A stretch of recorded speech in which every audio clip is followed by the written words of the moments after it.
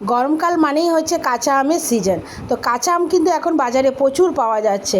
আর বাজার থেকে কাঁচা আম কিনে এনে তোমরা কিন্তু এরকম আচার বানিয়ে বাড়িতে স্টক করে রাখতে পারো। তাহলে দেখো, এই রেসিপিটা জানতে হলে ভিডিওটা সম্পূর্ণ তোমাদের দেখতে হবে। দেখো, প্রথমে আমি কি করলাম, কাঁচা আমটাকে ভালো মতন ছুলে নিয়েছি। ছুলে নিয়ে এক একটা আমকে 8 টুকরো করে নিয়েছি। তোমরা দেখে বুঝতেই পারছো যে আমগুলো আমি কিভাবে কেটে নিয়েছি। বেশ, এবার এটা খানিকক্ষণের জন্য একটু হলুদ মাখিয়ে আমি রেখে দেবো। এর থেকে সামান্য একটু জল ছাড়বে।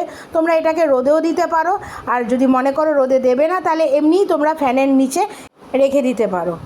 ধরো 2-3 ঘন্টার জন্য এভাবে ঢেকে রেখে দেবে।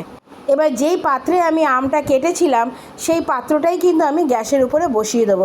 সামান্য যে একটু জল থাকবে সেটা কিন্তু প্রথমে আমি শুকিয়ে নেব। এই অবস্থায় কিন্তু গ্যাসের আঁচটা একদম লোতে রাখবে। এবার দেখো, এটা যখন একটু জলটা টেনে আসবে, পুরোটা শুকিয়ে যাবে, তার মধ্যে কিন্তু আমি দিয়ে দিলাম বেশ খানিকটা চিনি।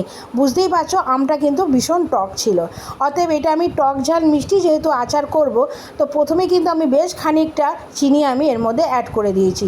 চিনিটা দেওয়ার পরে চিনিটা কিন্তু সম্পূর্ণ গলে গিয়ে দেখো কতটা পরিমাণে রস হয়ে গেছে, দেখে তোমরা বুঝতেই পারছো।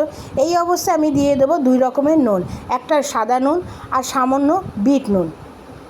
এটা কিন্তু তোমরা নিজেদের আন্দাজ মতন দেবে। এটার পরিমাণটা কিন্তু আমি ঠিক তোমাদেরকে বলতে পারলাম না। এখানে কিন্তু প্রায় 1.5 কেজির মতন আম আছে। এরপরে আমি বিট নুন আর নুনটা অ্যাড করার পরে দেখো আমটা কিন্তু অনেকটাই রসটা টেনে এসছে, আর আমগুলোও কিন্তু প্রায় নরম হয়ে গেছে। দেখেই তোমরা বুঝতে পারছো যে রসটা কতটা ঘন হয়ে গেছে। কিছু কিছু আম হয়তো ভেঙে যাবে, কিন্তু সম্পূর্ণ আম কিন্তু ভেঙে যাবে না, গোটাই থাকবে। এরপরেও কিন্তু আমি বেশ খানিকটা চিনি এর মধ্যে দিয়েছিলাম, কারণ আমটা যেহেতু খুবই টক, তাই এরপরে আমাকে কিছুটা চিনি দিতে হয়েছিল, আর কিছুটা নুনও দিয়েছিলাম।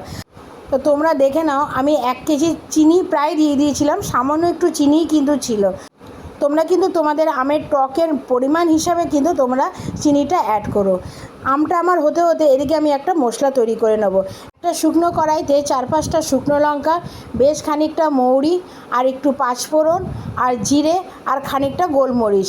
গোলমরিচটা দেওয়ার কারণ হচ্ছে যে এটা ঝালটা যাতে একটু হয়।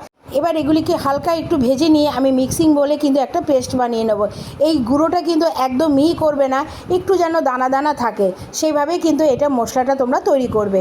এবার এটাকে আমি আমের মধ্যে দিয়ে দেবো। আমটা যখন প্রায় হয়ে আসবে তারপরেই কিন্তু তোমরা এর মধ্যে মশলাটা অ্যাড করবে। তো তোমরা দেখতেই পাচ্ছ আমার আমের রেসিপিটা কিন্তু প্রায় কমপ্লিট। তখনই কিন্তু আমি মশলাটা এর মধ্যে অ্যাড করলাম। এই আমের আচারটা কিন্তু টক ঝাল মিষ্টি 3 রকম স্বাদেরই ছিল। তাহলে তোমরা দেখেই বুঝতে পারছো যে আচারটা কতটা লোভনীয় হয়েছে।